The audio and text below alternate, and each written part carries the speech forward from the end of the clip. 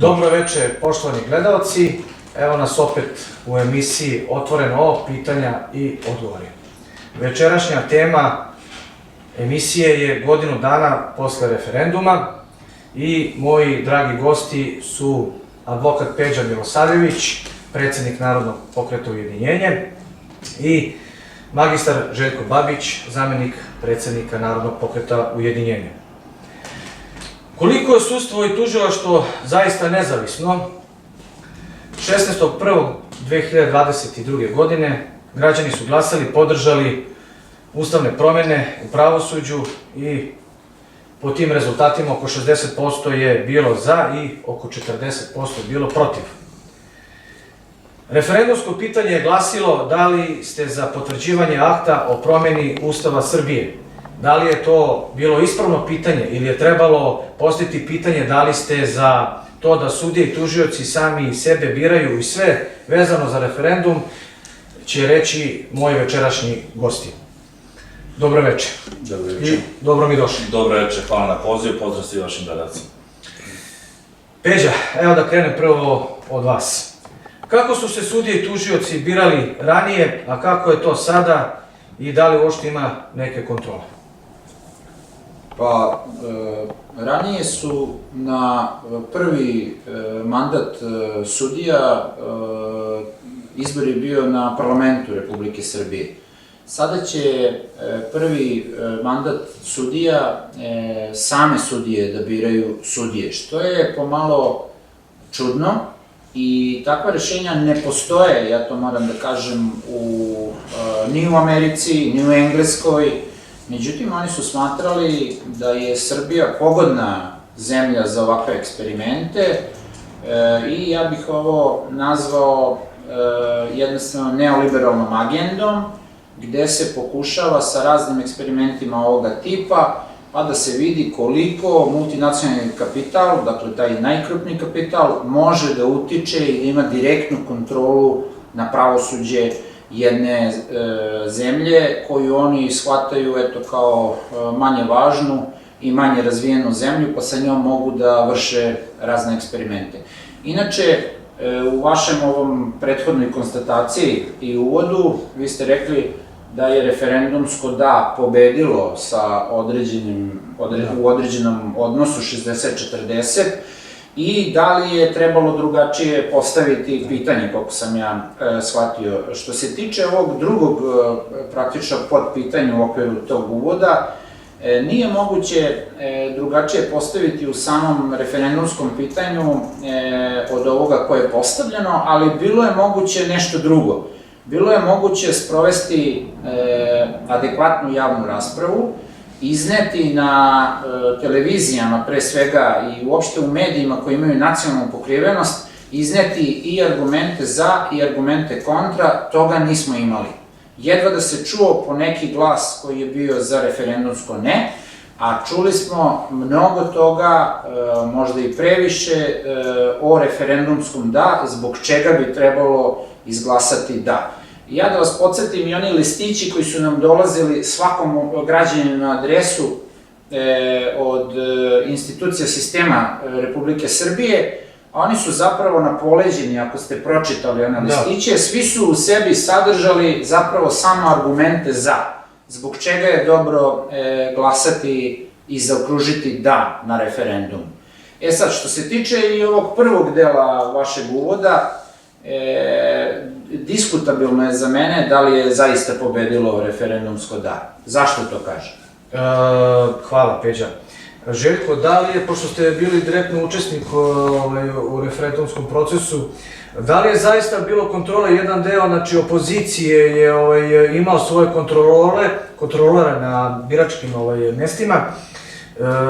Da li su sva mesta bila u Srbiji pokrivena i kako uopšte je protekao taj proces kontrole što se tiče biračkih mesta u odnosu vlasti i opozicije koje je išlo na to da se na referendumu zaokruži ne? Pitanje je odlično. Srbija ima preko 8.000 biračkih mesta, ukupno. Da biste iskontrolisali jedno biračko mesto, neophodno je da na svakom biračkom mestu imate najmanje 2 kontrolora. Jer je prosto nemoguće da jedan čovek čitavog dana, ujutro od 6:30, pa uveče do predaje materijala lokalnoj izbornoj komisiji, isprati čitav proces i s druge strane da iznese sve izazove kontrole biračkog procesa kao pojedinac na biračkom mestu, naročito uveče kada se sumiraju rezultati, kada se popunjava zapisnik i kada se materijal dostavlja lokalnoj izbornoj komisiji. Kada govorimo o kontroli biračkog procesa, odnosno biračkog mesta u konkretnom smislu, teško je govoriti o kontroli od strane redovnog sastava biračkog odbora. Tu smo bili u iskušenju da li ćemo uspeti i u kojoj meri da pokrijemo većinu biračkih mesta u većim gradovima. Rubna područja teško je bilo pokriti, jer prosto nismo bili u mogućnosti da angažujemo toliki broj kontrolora, tako da se možemo pohvaliti kontrolom biračkog procesa na teritoriji grada Beograda u najvećoj meri, ali ne u potpunosti. Zašto to kažem? Zato što u većini izbornih procesa, pa i na ovom referendumu, često su beogradski rezultati bili reper republičkih rezultata, bez obzira kakvi su bili rezultati van Beograda. Šta je bilo simptomatično? Bilo je simptomatično da na svim mestima, na svim biračkim mestima u gradu Beogradu, gde smo kontrolisali biračka mesta, je ubedljivo bilo izjašnjenje birača ne. Čak i preko 60%. Međutim, rezultate koje smo dobili sa biračkih mesta koje nismo kontrolisali, smo dobili upravo suprotnu situaciju i još jednu anomaliju koja nije svojstvena biračkom procesu, a to je ogroman broj nevažećih listića. Neko ko poznaje birački proces zna šta to znači, dakle, trebalo je listiće na kojima je bilo zaokruženo ne, učiniti nevažećim. Kako se to radi na samom biračkom mestu, ne bih opterećivao gledaoce, to se radi različitim volšebnim sredstvima, često se kontrolori udaljavaju i u toku dana, da idu po kućama u tim izdvojenim komisijama i tako dalje, da ne bi bili prisutni na samom mestu, ne bih zalazio u te vrste nepravilnosti. Nažalost, ne možemo se pohvaliti da smo u dobroj meri iskontrolisali izjašnjavanje na referendumu, što ostavlja određenu senku verodostojnosti izjašnjavanju. O tome će suditi istorija i učesnici tog postupka. Dosta je mana u pravnom sistemu, u samoj regulativi vezano za izborna pravila, za izborni proces, od izborne komisije do biračkih odbora. Dakle, ne samo kad je referendum u pitanju, već i kad su uopšte izborni procesi u pitanju, ali to će, pretpostavljam, biti možda tema nekih narednih emisija kada se budemo približavali nekom narednom izbornom procesu. Hvala, Željko. Kako je tako je, znači referendum je prošao. Peđa, da li je referendum doprineo efikasnosti sudstva i da li je potpuno drugačije nego što jeste? Na ovo pitanje vaše moram malo da se nasmejem. Naravno da nije ništa doprineo efikasnosti sudstva, to je jasno kao dan. To ne znači da je naše sudstvo bilo efikasno pre ovog referenduma i ne znači da će biti efikasno ni nakon njega. Efikasnost sudstva ne zavisi mnogo od toga ko bira sudije, a ko ne. Ovde se radi o drugoj stvari. Ključna teza kada govorimo o referendumu i o tim ustavnim promenama sastoji se u tome ko bira sudije. Dakle, konstatovali smo da ih više ne bira srpski parlament, dakle, izbor sudija nije u nadležnosti političke elite u Srbiji.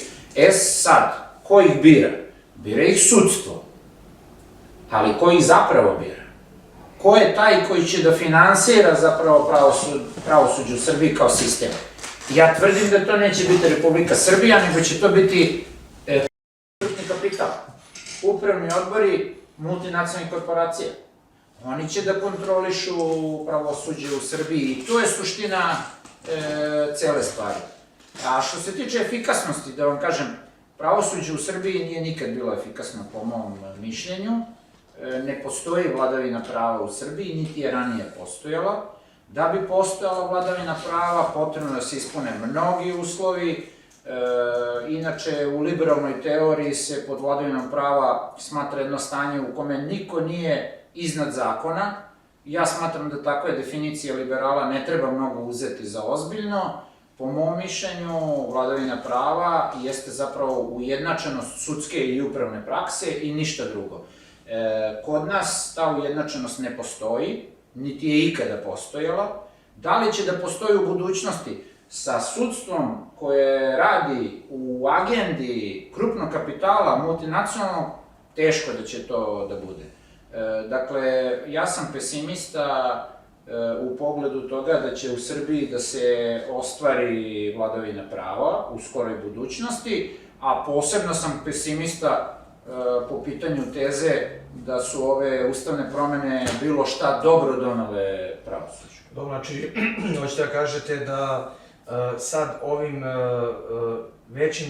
većom nezavisnošću sudstva se više otvaraju vrata koruptivnim radnjama? Pa pre svega nije ovo nikakva nezavisnost sudstva. Ja moram da vam kažem od koga sudstvo da bude nezavisno.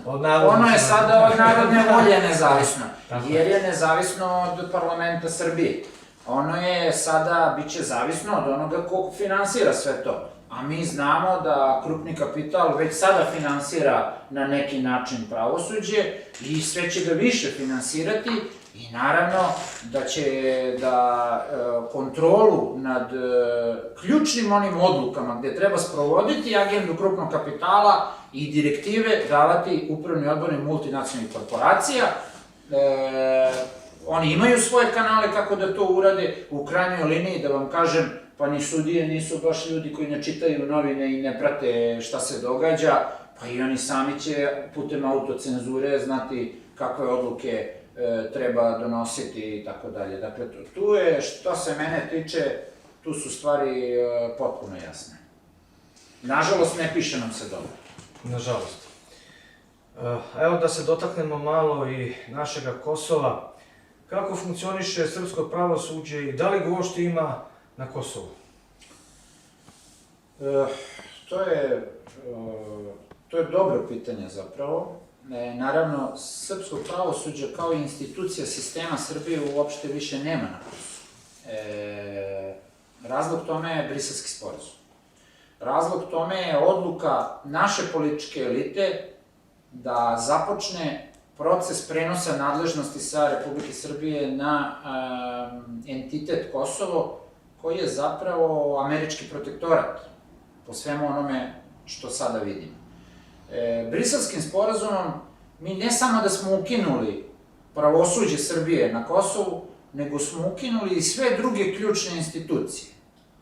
Briselski sporazum, po mom dubokom uverenju, predstavlja neku vrstu kapitulacije Srbije, odustanak od jednog dela naše teritorije i mi iz Narodnog pokreta Ujedinjenja smatramo da je Briselski sporazum duboko pogrešan, ne samo pogrešan iz razloga što je Kosovo kolevka i jedna od kolevki srpske državnosti i srpskog naroda, ne samo zbog toga što je na Kosovu 1389. godine vođena najvažnija možda bitka srednjega veka, Kosovski boj, ne samo zbog tog Kosovskog zaveta koji je duboko usađen u svakom od nas, nego iz čisto državnih razloga.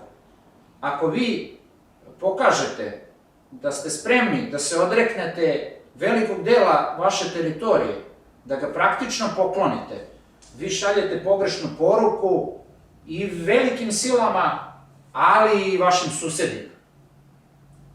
Naravno, svi znamo kakva će reakcija svih njih da bude ukoliko se odreknemo našeg dela teritorije. Jasno je da će nakon ovoga krenuti nove priče. To nije kraj. Otvorit će se pitanje Vojvodine, otvorit će se pitanje Sandžaka, odnosno Raške oblasti. Otvorit će se naravno i pitanje Republike Srpske, ono je na neki način već otvoreno.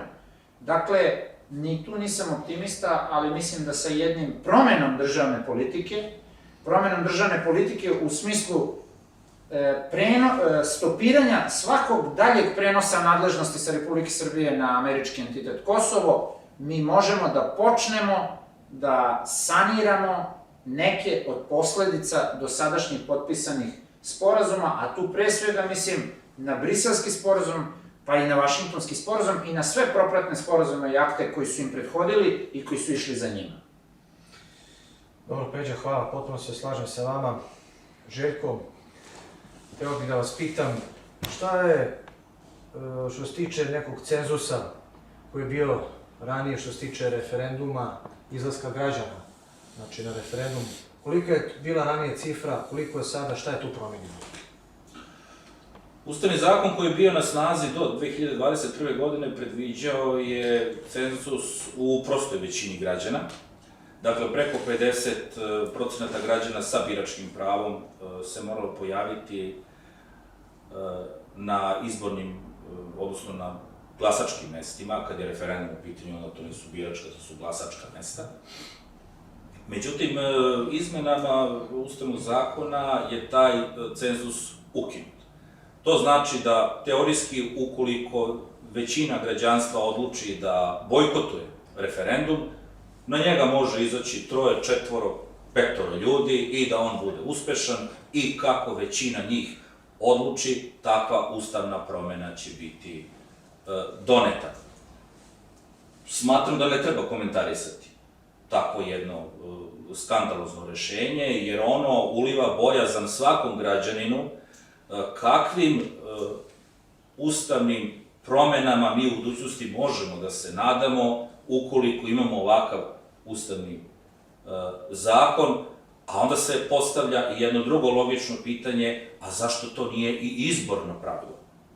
Pa da na kraju izađe 10% građana, pa neka tih 10% odluči o tome ko će biti na vlasti.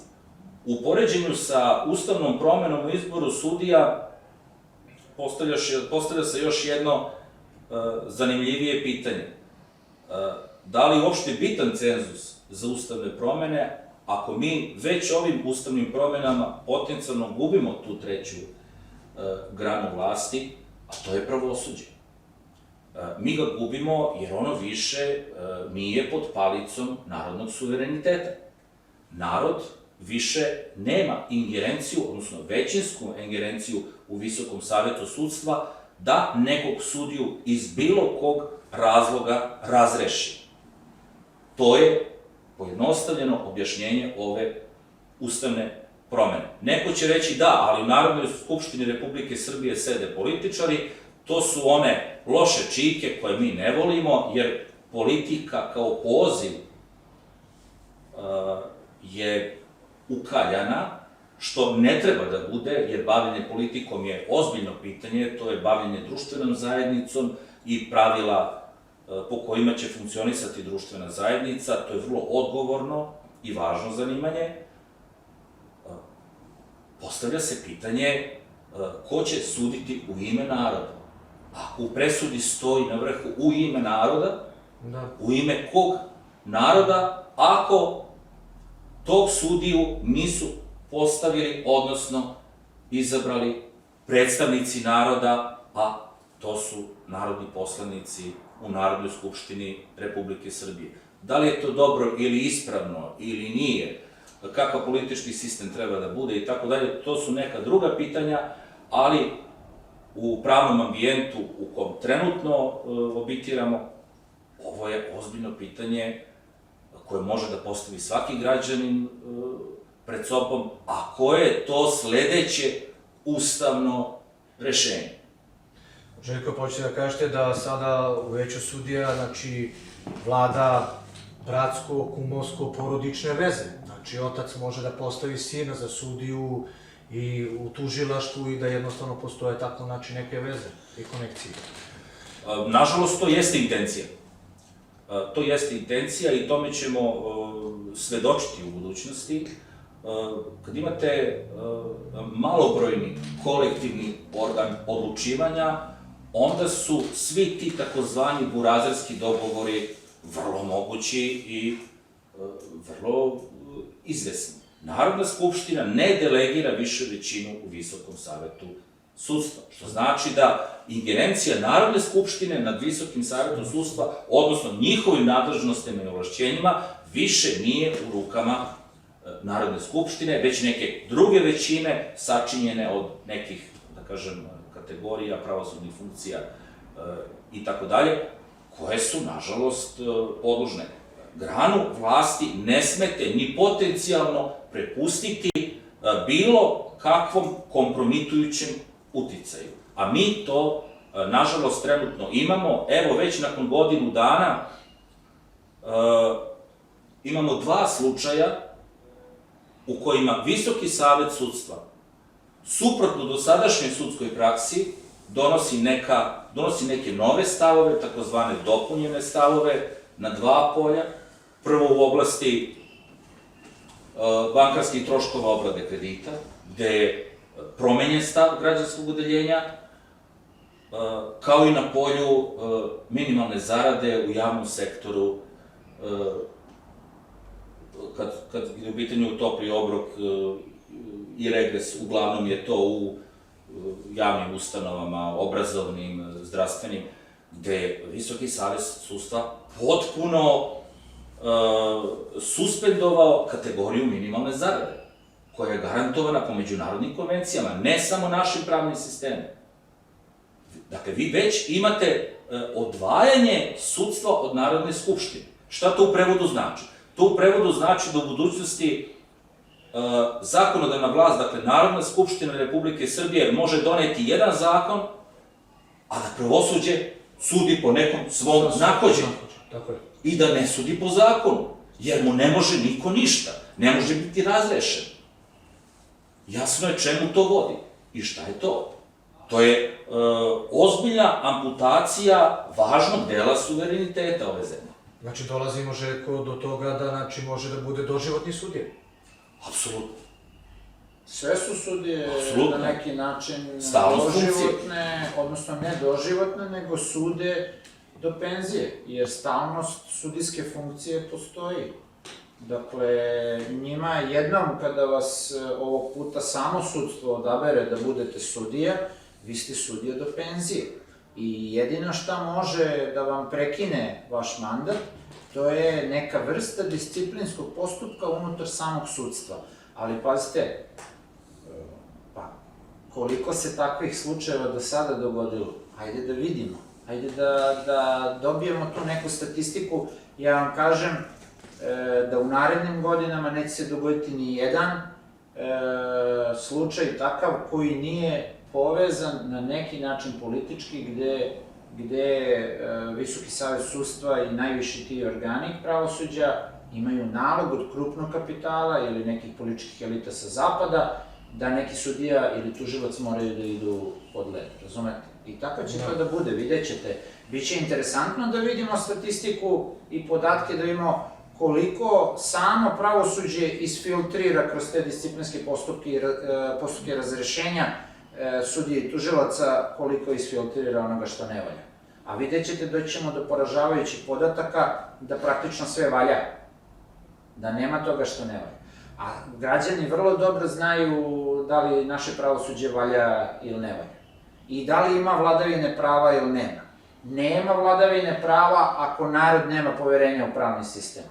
A ovde, u Srbiji, narod nema poverenja u pravni sistem. Eto, to je naš usud i nije to od juče. Da, kaže već da se priča da je postalo prepisivačka škola praktično u sudstvu, da jednostavno više nema nikakvog prava, ničega, znači da jednostavno se ide po i tužilaštvo, što vi kažete, po nalozima sa strane sudije donose presude, po nalozima sa strane više nema ni traže. Prepisivačka škola u našem sudstvu traje jako dugo, da vam kažem, ovo vam govori neko ko je radio u sudstvu. Ja sam radio u sudu i moram da vam kažem, kad dođete kao pripravnik u sud, dobijete pelcere. Dobijete, to mi zovemo pelceri, dobijete za svaku vrstu presude i rešenja određeni tekst koji se samo ponavlja u svakoj toj sudskoj odluci i menjaju se imena i cifre. I sad, pazite, uporedite sudske odluke, recimo iz anglosaksonskog prava ili iz nekih drugih prava, evo, da kažemo francuskog, recimo, pravnog sistema, i presude njihovih sudija viših sudskih instanci i presude naše. Vi ćete vidjeti da kod nas sudije sude po jednom pelceru koji je verovatno ustanovljen decenijama unazad, gde se uglavnom na prvih 5-6 strana prepričava šta su stranke rekle jedna drugoj, šta je stajalo u tužbama, odgovor na tužbu i tako dalje, i onda ćete videti presude, recimo, anglosaksonskih sudija ili francuskih ili iz nekih drugih razvijenijih ekonomija i vidjet ćete da su to malte ne autorska dela po tekstu, po sadržini toga teksta i vidjet ćete da to nema nikakve veze ni sa kakvim suvoparnim pelcerima i tako dalje.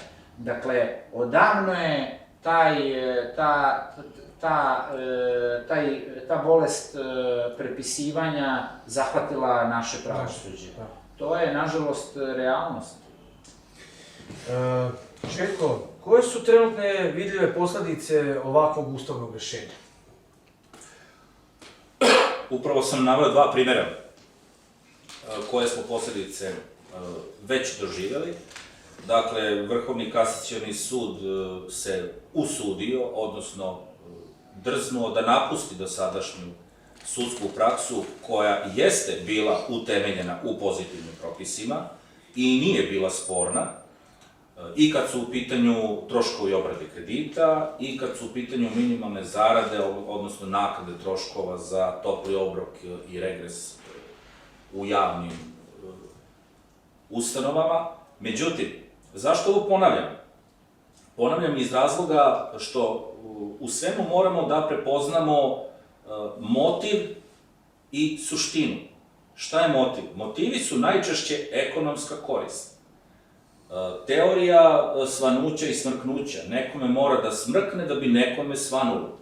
Dakle, da bi svanulo tužiocima u ovim postupcima, dakle, korisnicima finansijskih usluga, odnosno zaposlenima u javnom sektoru, mora da smrkne bankama, odnosno budžetu Republike Srbije.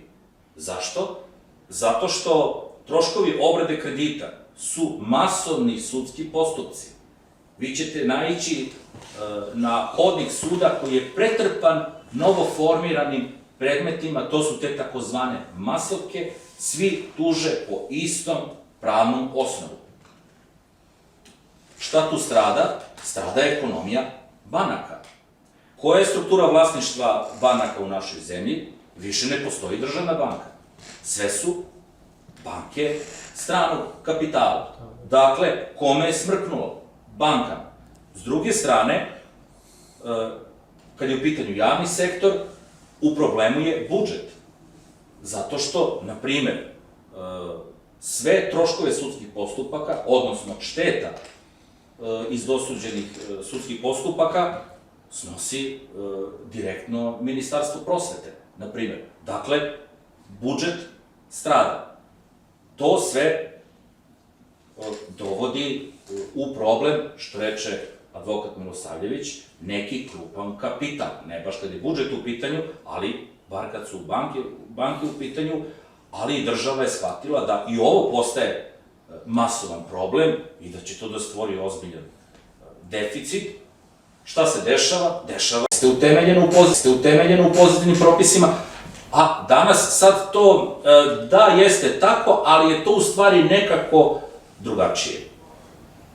Šta imamo za posledicu? Imamo za posledicu da su tužioci, odnosno da su građani uplašeni. ulaze u neke trule kompromise s bankama, nema pravne sigurnosti, to je pravna neizvesnost, to je posledica, građani gube te sporove, gube troškove i šta je možda bitnija posledica? Devalvacija dostojanstva građana. Dakle, građani su ušli u te sudske postupke. Nebitno čija je to sistemska greška. Najčešće, kažemo, što više sudskih sporova znači da je loš pravni sistem, da je loša pravna regulativa. Nebitno je šta je uzrok tome, ali građani koji su ušli u te sudske postupke su bili povedeni dosadašnjom sudskom praksom, po istom pravnom osnovu. I oni su bili uvereni da će oni uspeti u tom sporu. Sad se dešava nešto drugo. Na kraju, to je jedan od razloga zašto inteligencija ove zemlje odlazi iz ove zemlje, ne zbog siromaštva. Navikao je ovaj narod da živi i pod sankcijama, i sa švercom, i u nemaštini, i u svemu. Ali ono što je supstanca života u jednoj društvenoj zajednici, koja se sve više gubi ovde, jeste pravna sigurnost. Ljudi vape za pravnim poretkom, da on zaista funkcioniše. I za vas, i za Peđu, i za mene, i za bilo koga. To je nešto što običan građanin očekuje. Ovo su situacije koje građanima šalju jasnu poruku. Biće kako mi hoćemo i nećeš moći da predvidiš šta će to biti. Da li dolazimo na ono kad ja te tuži, kad ja ti sudi? Tako je. Peđa, da li to može nekada da se u budućnosti promeni dolaskom neke druge političke opcije na vlast i da li se sadašnja vlast koja je uvela ovaj referendum zaštitila sudstvo time za neki period ili to može dolaskom neke druge političke elite na čelo Srbije da se to anulira? Pa jeste, prvo da odgovorim na ovaj drugi deo pitanja, jeste se politička elita Srbije i ova globalistička elita, da tako kažem, političkog zapada, na neki način sada zaštitila, jer će pravosuđe Srbije morati da postupa u presudama najviših sudskih instanci po diktatu krupnog kapitala. I čak i da se promeni sada politički odnos u Srbiji u smislu temeljne promene, bit će tu puno problema sa pravosuđem koji neće tako olako da prepusti novim političkim snagama u Srbiji koje će verovatno, nadamo se svi, biti patriotske i okrenute ka drugoj strani sveta, a ne ka političkom zapadu. I sad imat ćemo kao poslednji bastion zapadne političke agende naše pravosuđe zapravo. Ali sve to može politički da se napravi, da se promeni i da prođe, ajde da kažemo, na jedan bezbolan način za društvo i za državu. Naravno, to podrazumeva ponovo ustavne promene. Ne može se drugačije. I ovo što je malo čas kolega Željko govorio, on je dotakao veoma važno pitanje. Znate šta je zapravo vladavina prava? Pa to nije ništa drugo nego ujednačenost sudske i upravne prakse. Kada vi imate u jednoj istoj pravnoj stvari, u jednom tipu po činjeničnom i pravnom osnovu sporova različite presude, tada ne može da postoji uverenje naroda da će dobiti pravdu ako izađe pred institucije sistema. I onda nema vladavine prava. Sve se to rasprši. Dakle, vladavina prava to je veoma jedna osetljiva kategorija, teško se dolazi do nje, a lako možete sve to da izgubite. I evo kako mi gubimo. Gubimo upravo na ovaj način koji je kolega Babić opisao. Vidite, sudska praksa ide u jednom smeru i onda se nešto dogodi, niko od nas ne zna šta se dogodilo, jel? I Vrhovni kasacioni sud zauzme potpuno suprotni stav od onoga kako je do tada išla sudska praksa. I sad, zamislite sad u ovoj novoj konstelaciji snaga gde krupni kapital će da potpuno kontroliše bez ikakve kontrole političke elite Srbije, gde će krupni kapital direktno da kontroliše pravosuđe, kakvi će to diktati da budu kod tih presuda najviših sudskih instanci i zauzimanja pravnih stavova. Pa to će biti katastrofa. I ja mislim, još jednu stvar, ako mi dozvolite da i to kažem, mislim da će se usled ovih ustavnih reformi iz oblasti pravosuđa, da će u narednim decenijama kod nas doći do formiranja porodičnih klanova u pravosuđu i da će ti porodični klanovi praviti jedan hermetički zatvoreni mehanizam koji će teško biti probojan i moći će na njih da utiče samo krupni kapital iz inostranstva. I niko više, čak ni politička elita u Srbiji. Eto, možda sam malo pesimista, ali mislim da imam osnova. A uvod u taj sistem jeste bio filter zvani Pravosudna akademija. Jeste, pa imaju oni... Tako da se ništa ne dešava slučajno. Jedan po jedan korak. Ništa se ne dešava slučajno, metod kuvanja žabe, sistemski sve, mic po mic, neosetno, tek nakon 20 ili 30 godina, kad napravite retrospektivu, uporedite nekadašnje stanje sa sadašnjim, osvestite činjenicu da se nešto ozbiljno dogodilo, naravno na štetu običnog građana. Uvek. Nadamo se da će uskoro da se promeni politička elita u Srbiji, da će doći patriotske snage, desne orijentacije. Ajmo malo nešto na tu temu.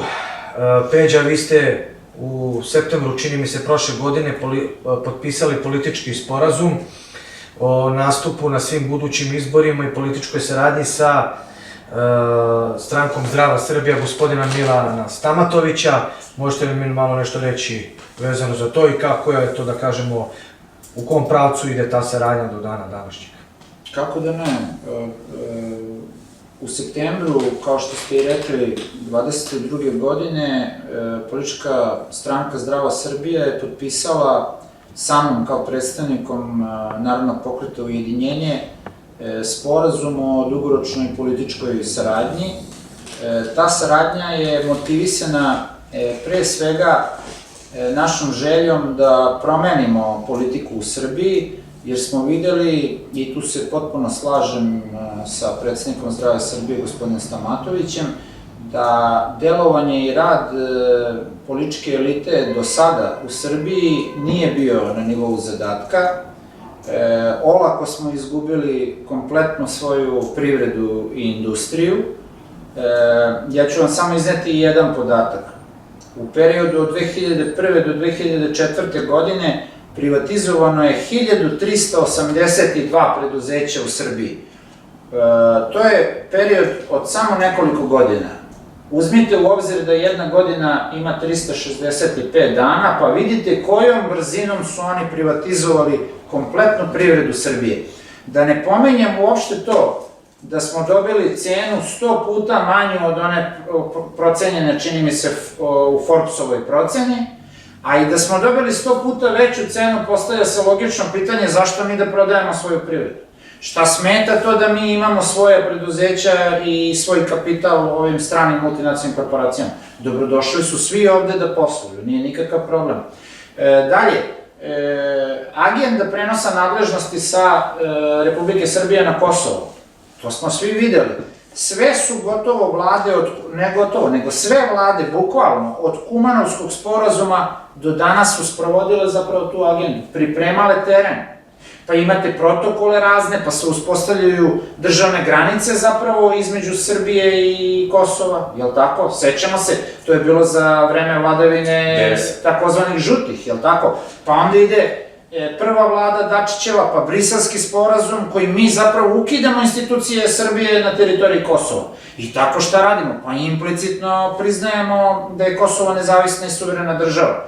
Pa onda imate dalje sve one propratne sporazume i protokole, pa imate Vašingtonski sporazum. I imate sada, kao šlag na torti, pokušaj da nas ubede kako je francusko-nemački sporazum, ili kako ga oni eufemistički nazivaju evropski sporazum, zamislite kao da mi nismo evropljani, nego su oni evropljani, kako je to nešto dobro za Srbiju i to je nešto što mi treba da prihvatimo.